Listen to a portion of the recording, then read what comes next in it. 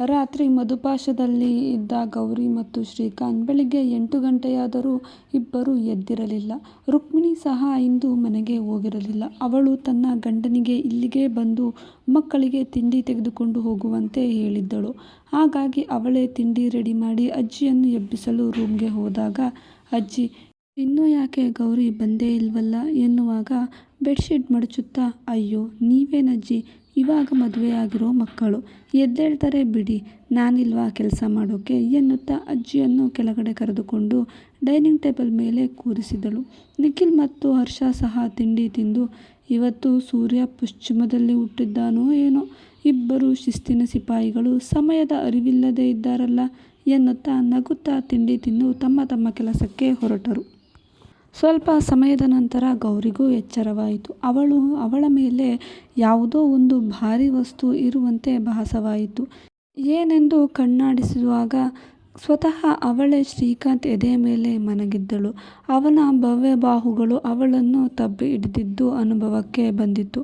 ಅವಳು ರಾತ್ರಿ ನಡೆದ ಘಟನೆಯನ್ನು ಒಂದೊಂದೇ ನೆನಪಿಸಿಕೊಳ್ಳುತ್ತಾ ಅವಳ ಕೆನ್ನೆ ಕಂಪಾಗಿತ್ತು. ಶ್ರೀಕಾಂತ್ನ ಶರ್ಟ್ಲೆಸ್ ಬಾಡಿ ಅವಳನ್ನು ಮತ್ತಷ್ಟು ನಾಚಿಕೆಗೆ ದೂಡಿತ್ತು.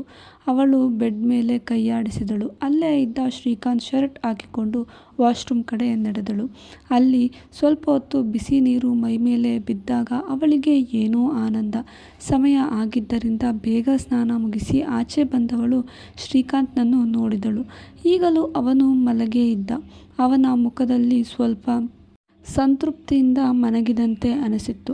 ಅವನನ್ನು ನೋಡಿ ತುಸು ನಗು ಬೀರಿ ರೂಮ್ನಿಂದ ಆಚೆ ಬಂದಳು. ಅವಳಿಗೆ ಆಚೆ ಅಜ್ಜಿ ರುಕ್ಮಿಣಿ ನೋಡಿ ನಾಚಿಕೆಯಾಗಿ ತಲೆ ತಗ್ಗಿಸಿಯೇ ಅದು ರಾತ್ರಿ ಜ್ವರ ಬಂದಿತ್ತು ಹಾಗಾಗಿ ಎನ್ನುವಾಗ ಇವಳ ನಾಚಿಕೆಯನ್ನು ಅರಿತ ರುಕ್ಮಿಣಿ ಓ ಶ್ರೀಕಾಂತಪ್ಪನಿಗೂ ಜ್ವರ ಬಂದಿತ್ತಾ ಎನ್ನುತ್ತಾ ಅವಳ ಮೊಳಕೈಯಲ್ಲಿ ಗೌರಿಗೆ ತಿವಿದಳು. ಬೇಕಂತಲೇ ಪೂರ್ತಿ ಕುತ್ತಿಗೆ ಕವರ್ ಆಗುವಂತಹ ಡ್ರೆಸ್ ಹಾಕಿದ್ದಳು ಗೌರಿ.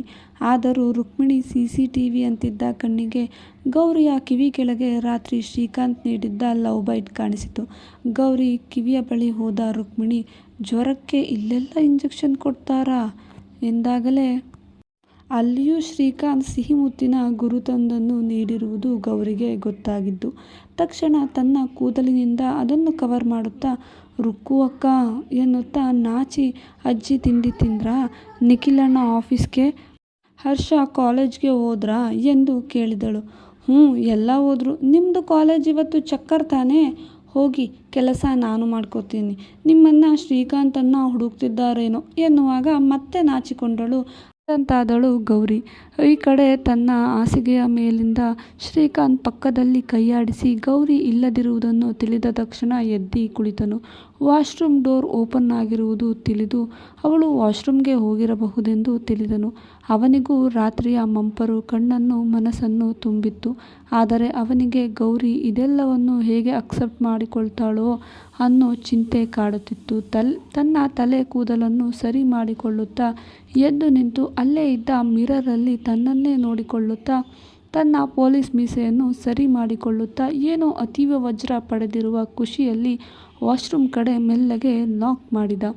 ಯಾವುದೇ ಪ್ರತಿಕ್ರಿಯೆ ಬರದಿದ್ದದನ್ನು ಒಮ್ಮೆ ಗಮನಿಸಿ ಮತ್ತೆ ಗೌರಿ ಎಂದು ಕರೆದ. ಯಾವುದೇ ಪ್ರತಿಕ್ರಿಯೆ ಬರದಿದ್ದರಿಂದ ಒಮ್ಮೆ ನೋಡಿದ. ಅಲ್ಲಿ ಗೌರಿ ಇರಲಿಲ್ಲ. ಆದರೆ ಅವಳು ಸ್ನಾನ ಮಾಡಿ ಹೋಗಿರುವ ಗುರುತಾಗಿ ವಾಶ್ರೂಮ್ ತುಂಬೆಲ್ಲ ತುಂಬಿದ ಅವಳ ಶ್ಯಾಂಪೂ ಸೋಪ್ನ ಗಮನ. ಆ ಗಮನ ಅವನ ತುಂಟತನವನ್ನು ಮತ್ತಷ್ಟು ಕೆಣಕುವಂತಿತ್ತು. ಮಧುಪಾನದಲ್ಲಿ ಮಿಂದೆದ್ದಂತೆ ಅನಿಸುತ್ತಿತ್ತು ಶ್ರೀಕಾಂತ್ ಮನಸ್ಸು. ಆದರೆ ಇದೆಲ್ಲಕ್ಕೂ ಮೊದಲು ಅವನು ರಾತ್ರಿ ನಡೆದದ್ದರಿಂದ ಗೌರಿಗೆ ನೋವಾಗಿದೆಯೇ, ಅವಳಿಗೆ ದೂರ ಉಳಿತಾಳ, ಇಲ್ಲ ದ್ವೇಷಿಸುತ್ತಾಳ, ಇಲ್ಲ ಒಪ್ಕೋತಾಳ ಎನ್ನುವ ಚಿಂತೆಯಲ್ಲಿ ಶವರ್ ಕೆಳಗೆ ನಿಂತು ಯೋಚಿಸುತ್ತಿದ್ದ. ಅವನಿಗೆ ಗೌರಿ ಅಕ್ಸೆಪ್ಟ್ ಮಾಡಿಕೊಂಡ್ರೆ ಸಾಕು, ಅವಳೊಂದಿಗೆ ಪ್ರತಿದಿನ ಕಳೆಯಬೇಕೆನ್ನುವ ಆಸೆ ಅವನಲ್ಲಿ ಮೂಡಿತ್ತು. ಸ್ನಾನ ಮುಗಿಸಿ ಬಂದವನೇ ಯಾರಿಗೋ ಫೋನ್ ಮಾಡಿ ಪರ್ಸನಲ್ ರೀಸನ್ನಿಂದ ಡ್ಯೂಟಿಗೆ ಬರಲು ಆಗುವುದಿಲ್ಲ ಎಂದು ತಿಳಿಸಿದ. ಅವನು ಈ ದಿನ ಗೌರಿಯನ್ನು ತನ್ನ ರಾತ್ರಿಯ ತಪ್ಪಿಗಾಗಿ ಕ್ಷಮೆ ಕೇಳಬೇಕು ಮತ್ತು ಅವಳನ್ನು ಒಪ್ಪಿಸಿಕೊಳ್ಳಬೇಕು ಎಂದು ದಿನವಿಡೀ ಅವಳಿಗಾಗಿ ಮುಡಿಪಿಡಬೇಕೆಂದು ಯೋಚಿಸಿದ್ದ. ರೂಮ್ನಿಂದ ಆಚೆ ನಡೆದು ಅಡುಗೆ ಮನೆಯಲ್ಲಿ ಗೌರಿ ಮತ್ತು ರುಕ್ಮಿಣಿ ಇದ್ದಿದ್ದನ್ನು ನೋಡಿದ. ಅಡುಗೆ ಮನೆಯಿಂದಲೇ ಝೂಮ್ ಹಾಕಿದ ಗೌರಿಯ ಕಣ್ಣುಗಳಿಗೆ ಶ್ರೀಕಾಂತ್ ಬರುತ್ತಿರುವುದು ಕಂಡಿತು. ನಾನು ಸ್ವಲ್ಪ ಅಜ್ಜಿ ನೋಡಿ ಬರ್ತೀನಿ ಎಂದು ಹೇಳಿ ಅಜ್ಜಿ ರೂಮ್ ಕಡೆ ಹೊರಟಳು. ಅವಳು ಸಹ ಗೌರಿ ಮತ್ತು ಶ್ರೀಕಾಂತ್ ಸ್ವಲ್ಪ ಸಪರೇಟಾಗಿ ಇರುವುದನ್ನು ಬಯಸುತ್ತಿದ್ದಳು. ಗೌರಿ ಹ್ಞೂ ಎಂದಳು. ಆದರೆ ಅವಳಿಗೆ ಶ್ರೀಕಾಂತ್ ಬರುತ್ತಿರುವುದರ ಬಗ್ಗೆ ಅರಿವೇ ಇರಲಿಲ್ಲ. ಅವಳು ತನ್ನ ಪಾಡಿಗೆ ಅಡುಗೆ ಮನೆಯ ಸ್ವಲ್ಪ ಸಾಮಾನು ತುಂಬುವ ಡಬ್ಬಗಳಿಗೆ ಬೇಳೆಕಾಳುಗಳನ್ನು ತುಂಬುತ್ತಿದ್ದಳು. ಹಿಂದೆಯಿಂದ ಬಂದ ಶ್ರೀಕಾಂತ್ ಅವಳ ಸೊಂಟವನ್ನು ಹಿಡಿದು ತಬ್ಬಿಕೊಂಡ.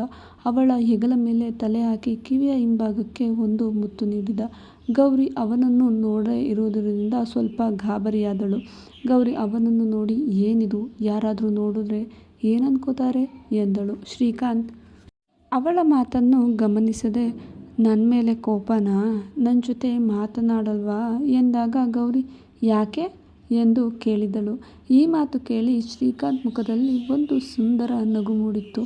ತಟ್ಟನೆ ಅವಳನ್ನು ತನ್ನ ಕಡೆ ತಿರುಗಿಸಿಕೊಂಡು ಸೆಲ್ಫ್ಗೆ ಅವಳನ್ನು ತಾಗಿಸಿ, ನಿಜ, ರಾತ್ರಿ ಆದದ್ದರ ಬಗ್ಗೆ ನಿನಗೆ ನನ್ನ ಮೇಲೆ ಕೋಪ ಇಲ್ವಾ ಎಂದನು. ಗೌರಿ ಮತ್ತೆ ಸೆಲ್ಫ್ ಕಡೆ ತಿರುಗಿ, ರಾತ್ರಿ ನಡೆದುದರ ಬಗ್ಗೆ ಕೋಪ ಇಲ್ಲ, ಅದು ನಿಮ್ಮ ಹಕ್ಕು, ಮಧ್ಯಾಹ್ನ ನಡೆದುದರ ಬಗ್ಗೆ ಇನ್ನೂ ಕೋಪ ಇದೆ ಎಂದಳು. ಶ್ರೀಕಾಂತ್ ಮತ್ತೆ ಗೌರಿಯನ್ನು ತಬ್ಬಿ ಹಿಡಿದ. ಅವನಿಗೆ ಗೌರಿ ಒಪ್ಪಿರುವುದೇ ತುಂಬ ಖುಷಿಯ ವಿಚಾರವಾಗಿತ್ತು. ಗೌರಿ ಇಷ್ಟು ಬೇಗ ಒಲಿಯುತ್ತಾಳೆಂದು ಅವನು ಅಂದುಕೊಂಡಿರಲಿಲ್ಲ. ನನ್ನ ಬಂಗಾರಿಗೆ ಕೋಪ ಹೋಗಬೇಕು ಅಂದರೆ ಏನು ಮಾಡಬೇಕು ಎನ್ನುತ್ತಾ ಅವಳಿಗೆ ಮತ್ತೆ ಮುತ್ತಿಟ್ಟ. ನನಗೆ ಏನು ಮಾಡಿದ್ರೂ ಕೋಪ ಕಮ್ಮಿ ಆಗಲ್ಲ ಎನ್ನುತ್ತಾ ಅವಳು ಕೈ ಬಿಡಿಸಿಕೊಂಡಳು. ಅವನನ್ನು ಮತ್ತಷ್ಟು ಬಿಗಿಯಾಗಿ ಎಳೆದುಕೊಂಡು ಅವಳ ಕಿವಿಯಲ್ಲಿ ಪಿಸುಗುಡುತ್ತಾ, ಮತ್ತೆ ಮಾಡಿದ್ರೆ ಎಂದನು. ಗೌರಿಗೆ ಅವನ ಮಾತಿನ ಒಳಾರ್ಥ ಅರ್ಥವಾಗಿತ್ತು. ತನ್ನ ಮೊಳಕೈಯಲ್ಲಿ ಅವನ ಹೊಟ್ಟೆಗೆ ಗುದ್ದಿದ ಗೌರಿ, ನಡೀರಿ ಈಗ ಫಸ್ಟು ತಿಂಡಿ ತಿನ್ನಿವ್ರಿ ಎನ್ನುತ್ತಾ ಅವನ ಪಕ್ಕದಲ್ಲಿ ಸರಿದು ಇಬ್ಬರಿಗೂ ತಿಂಡಿ ಬಡಿಸಿಕೊಂಡು ಡೈನಿಂಗ್ ಟೇಬಲ್ ಬಳಿಗೆ ಬಂದಳು. ಶ್ರೀಕಾಂತ್ ಅವಳ ಹಿಂದೆಯೇ ಬಂದನು. ತಿಂಡಿ ತಿಂದ ನಂತರ ಮಗುವನ್ನು ಸ್ಕೂಲ್ಗೆ ಹೋಗದೇ ಇದ್ದಾಗ ಕೇಳುವ ಅಮ್ಮನಂತೆ ಗೌರಿ ಶ್ರೀಕಾಂತ್ಗೆ, ಟೈಮ್ ಆಯಿತು, ಇನ್ನೂ ಯಾಕೆ ನೀವು ಡ್ಯೂಟಿಗೆ ಹೋಗಿಲ್ವಲ್ಲ ಎಂದು ಕೇಳಿದಾಗ ಶ್ರೀಕಾಂತ್ ಅವಳನ್ನು ಎಳೆದು ತನ್ನ ಮೇಲೆ ಕೂರಿಸಿಕೊಂಡು, ಇವತ್ತು ನಿನ್ನ ಜೊತೆ ಸ್ಪೆಷಲ್ ಡ್ಯೂಟಿ ಇದೆ, ಸೋ ನೋ ಡ್ಯೂಟಿ, ನಿಮ್ಮ ಕೆಲಸ ಆಗಿದ್ದರೆ ಬನ್ನಿ ಎನ್ನುತ್ತಾನೆ. ನಿಮಗೆ ಸ್ವಲ್ಪನಾದರೂ ನಾಚಿಕೆ ಆಗಲ್ವಾ, ಇವಾಗಲೇ ಬೆಳಿಗ್ಗೆ ಆಗಿದೆ ಎಂದು ನಾಚಿದ ಗೌರಿ ಅವನಿಂದ ತಪ್ಪಿಸಿಕೊಳ್ಳಲು ಪ್ರಯತ್ನಿಸುವಾಗ ಅವನು ಬಿಗಿಯಾಗಿ ಹಿಡಿತವನ್ನು ಹಿಡಿದಾಗ ಚಿಡಾಯಿಸುತ್ತಿದ್ದ. ಪ್ಲೀಸ್ ಸಾಹೇಬ್ರೆ, ಪ್ಲೀಸ್ ಕೈ ಬಿಡಿ, ಯಾರಾದರೂ ನೋಡಿದ್ರೆ ಎನ್ನುತ್ತಾಳೆ. ಅಯ್ಯೋ ನೋಡಲಿ ಬಿಡು, ನಾನೇನಾದರೂ ಯಾರನ್ನಾದರೂ ಇಟ್ಕೊಂಡಿದ್ದೀನಾ, ಇಲ್ಲ ತಾನೇ, ನನ್ನ ಹೆಂಡ್ತಿನ, ಯಾರಿಗ್ಯಾಕೆ ಮುಜುಗರ ಆಗುತ್ತೆ ಎನ್ನುತ್ತಾ, ಓಕೆ ಯಾರಿಗೂ ಮುಜುಗರ ಆಗಬಾರ್ದು ತಾನೆ, ಸೊ ನೀನು ರೂಮ್ಗೆ ಬಂದರೆ ನನಗೂ ಖುಷಿ, ನಿನಗೂ ನೋ ಮುಜುಗರ ಎನ್ನುತ್ತಾ ಅವಳ ಹಿಂದಿನಿಂದ ಬರುತ್ತಿದ್ದ. ಗೌರಿ ಅವನಿಂದ ತಪ್ಪಿಸಿಕೊಳ್ಳಲು ಮುಂದೆ ಮುಂದೆ ನಡೆಯುವಾಗ ಅಷ್ಟರಲ್ಲಿ ಗೌರಿ ಹೋಗಿ ಅಜ್ಜಿ ರೂಮಿಂದ ಬರುತ್ತಿದ್ದ ರುಕ್ಮಿಣಿಗೆ ಗುದ್ದಿಕೊಂಡಳು. ರುಕ್ಮಿಣಿ ಶ್ರೀಕಾಂತ್ನನ್ನು ನೋಡುತ್ತಾ, ಶ್ರೀಕಾಂತಪ್ಪ, ಈ ಹುಡುಗಿಗೆ ಸ್ವಲ್ಪ ಹೊತ್ತು ರೂಮ್ಗೆ ಕೂಡಾಕಿ, ನಿನ್ನೆ ಎಲ್ಲ ಜ್ವರ ಬಂದು ಒದ್ದಾಡ್ತಿತ್ತು, ಇವಾಗ ನೋಡಿದ್ರೆ ಕೆಲಸ ಮಾಡ್ತೀನಿ ಅಂತ ಹಠ ಮಾಡ್ತಿದ್ದೆ, ಸ್ವಲ್ಪ ನೋಡಿ ಎನ್ನುತ್ತಾ ಗೌರಿಯನ್ನು ಶ್ರೀಕಾಂತ್ ಕೈಗೆ ನೀಡಿ ಗೌರಿಯನ್ನು ಚುಡಾಯಿಸುತ್ತಾ ಹಲ್ಲು ಕಿರಿದಳು. ಗೌರಿ ಮನಸ್ಸಲ್ಲೇ, ರುಕ್ಕು ಅಕ್ಕ, ನೀನು ಬೇಕಂತಲೇ ಮಾಡಿದೆ ಅಲ್ವಾ ಎಂದು ಅವಳನ್ನೇ ನೋಡುತ್ತಾ ಗುರಾಯಿಸುತ್ತಿದ್ದಳು. ಆದರೆ ಇದು ಶ್ರೀಕಾಂತ್ಗೆ ತುಪ್ಪ ಜಾರಿ ರೊಟ್ಟಿಗೆ ಬಿದ್ದಂತೆ ಅನಿಸುತ್ತಿತ್ತು. ಅವನು ಗೌರಿ ಕೈ ಹಿಡಿದು ಅವನನ್ನು ರೂಮ್ಗೆ ಕರೆದುಕೊಂಡು ಹೋಗಲು ನೋಡಿದ. ಆದರೆ ಗೌರಿ ನಕಾರ ಮಾಡಿದ್ದರಿಂದ ತನ್ನ ತೋಳಿನಲ್ಲಿ ಮಗುವಿನಂತೆ ಎತ್ತುಕೊಂಡು ತನ್ನ ರೂಮ್ಗೆ ಹೋಗಿ ಹಾಸಿಗೆ ಮೇಲೆ ಮಲಗಿಸಿ ಡೋರ್ ಲಾಕ್ ಮಾಡುತ್ತಾ ತನ್ನ ಶರ್ಟ್ ಗುಂಡಿ ಬಿಚ್ಚುತ್ತಾ ಬಂದನು.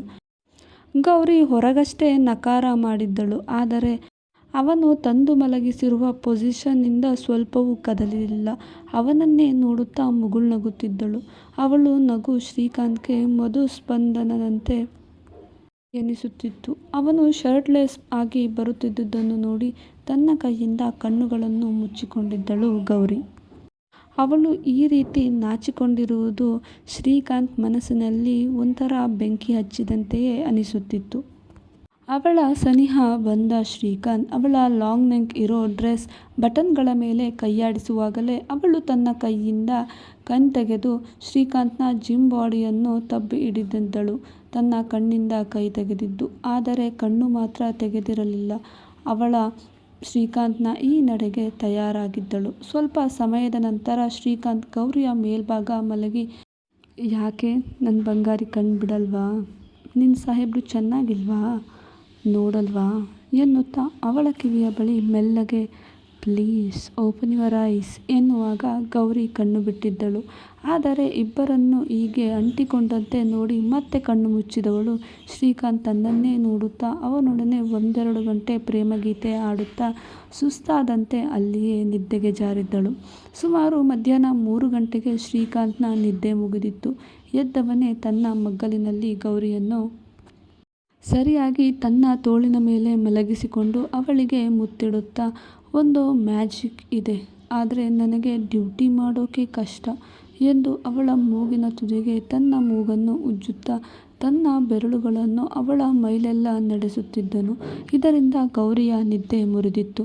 ಸಿಟ್ಟಿನಿಂದ ಅವನ ಬೆರಳು ಹಿಡಿದು, ಏನಿದು ನಿದ್ದೆ ಬಂದಿದ್ದೋ ಎನ್ನುವಾಗ ಇವನ ಕೈ ಬೆರಳಿಡಿದಿದ್ದ ಅವಳ ಕೈಗೆ ಮುತ್ತಿಟ್ಟು, ಮತ್ತೆ ಮಲಗಿವೋ ಎಂದಾಗ, ಈ ರೀತಿ ಚೇಷ್ಟೆ ಮಾಡಿದ್ರೆ ಯಾರಿಗೆಲ್ಲ ನಿದ್ದೆ ಬರುತ್ತೆ ಹೇಳಿ ಎಂದು ರೇಗಿದಳು ಗೌರಿ.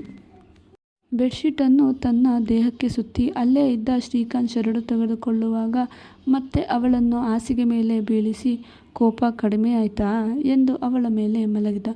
ಶ್ರೀಕಾಂತ್ನನ್ನು ಪಕ್ಕಕ್ಕೆ ನೂಕುತ್ತಾ, ಬಿಡಿ ಸಾಹೇಬ್ರೆ, ಆಗಲೇ ಸಾಯಂಕಾಲ ಆಗ್ತಿದೆ ಎನ್ನುವ ಗೌರಿಗೆ, ಓಕೆ ಬಿಡ್ತೀನಿ, ಕೋಪ ಕಮ್ಮಿ ಆಯ್ತಾ ಹೇಳು ಎನ್ನುವಾಗ ಶ್ರೀಕಾಂತ್ ತಕ್ಷಣ ನಿನ್ನೆಯ ವಿಚಾರ ನೆನೆದು ಅವನನ್ನು ತಳ್ಳಿದ ಗೌರಿ, ಹೋಗಿ ನೀವು ನನ್ನಿಂದ ದೂರ, ನಿಮಗೆ ನಿಮ್ಮ ಕೆಲಸನೇ ಮುಖ್ಯ, ನಾನಂತೂ ಅಲ್ಲ ಎಂದು ತನ್ನ ಬೆನ್ನು ಶ್ರೀಕಾಂತ್ ಕಡೆ ಮಾಡಿ ಮುನಿಸಿಕೊಂಡಂತೆ ಮಲಗುತ್ತಾಳೆ. ಅವಳ ಮೇಲೆ ಬಂದ ಶ್ರೀಕಾಂತ್, ಯಾಕೆ ಏನಾಯಿತು ನನ್ನ ಬಂಗಾರಿಗೆ ಎನ್ನುತ್ತಾ ಅವಳನ್ನು ತನ್ನ ಕಡೆ ತಿರುಗಿಸಲು ಗೌರಿ ಕಣ್ಣಲ್ಲಿ ನೀರು ಹರಿಯುತ್ತಿದ್ದವು. ಗಾಬರಿಯಾದ ಶ್ರೀಕಾಂತ್, ಏನಾಯಿತು, ನಾನೇನಾದರೂ ಜಾಸ್ತಿ ಎನ್ನುವಾಗ ಅವನನ್ನು ತಬ್ಬಿ ಹಿಡಿದು ಜೋರಾಗಿ ಅಳುತ್ತಾ, ನಿನ್ನೆ ನಾನು ಆ ಜಮೀನ್ದಾರನನ್ನು ನೋಡಿದೆ ಕಾಲೇಜ್ ಬಸ್ ಸ್ಟ್ಯಾಂಡ್ ಬಳಿ, ಅದಕ್ಕೆ ನಿಮಗೆ ಕಾಲ್ ಮಾಡಿದ್ದು. ಆದರೆ ನೀವು 1 ಗಂಟೆ ಆದರೂ ಬರಲಿಲ್ಲ. ಬಂದಮೇಲೆ ನನ್ನ ಗಾಬರಿ ಏನು ಅಂತಲೂ ಕೇಳದೆ ನೀವೇ ನನ್ನ ಮೇಲೆ ಹೇಗಾಡಿದ್ರಿ. ಏನಾದರೂ ಅವನು ನನ್ನ ಎತ್ಕೊಂಡು ಹೋಗಿದ್ದಿದ್ರೆ ನಿಮಗೂ ನಿಂದೆ ನೆಮ್ಮದಿ ಆಗ್ತಿತ್ತು ಎನ್ನುತ್ತಾ ಅವನ ಎದೆಯ ಮೇಲೆ ತನ್ನ ಮುಷ್ಟಿ ಕಟ್ಟಿ ಹೊಡೆಯುತ್ತಿದ್ದಳು. ಅವಳ ಕೈ ಹಿಡಿದು ಅವಳಿಗೆ ಕಿಸ್ ಮಾಡಿದ ಅವನು, ನಿನ್ನೆ ಅವನಿಗೆ ಕೇಸ್ ಇತ್ತು, ಹಾಗಾಗಿ ಬಂದಿದ್ದಾನೆ ಅಷ್ಟೇ. ಆ್ಯಂಡ್ ನನ್ನ ಬಂಗಾರಿನ ಎತ್ಕೊಂಡು ಹೋಗೋ ಧೈರ್ಯ ಯಾರಿಗಿದೆ ಹೇಳು ಎನ್ನುತ್ತಾ ಅವಳಿಗೂ ತಿಳಿಯದ ಹಾಗೆ ಅವನು ಅವಳನ್ನು ಆವರಿಸಿದ್ದ. ಮುಂದೆ ಏನಾಗಬಹುದು ನಿರೀಕ್ಷಿಸಿ. ಇಂತಿ ನಿಮ್ಮ ಪ್ರೀತಿಯ ನಗುಮುಖದೊಂದಿಗೆ ಪ್ರೇಮ ಕಥೆ ನಿಮ್ಮ ಜೊತೆ ವಿತ್ ಕನ್ನಡತಿ. ಕಥೆ ನಿಮಗೆ ಇಷ್ಟವಾದರೆ ಒಂದು ಲೈಕ್ ಮಾಡಿ ಮತ್ತು ಚಾನಲನ್ನು ಸಬ್ಸ್ಕ್ರೈಬ್ ಮಾಡೋದನ್ನು ಮರೆಯಬೇಡಿ. Thank you.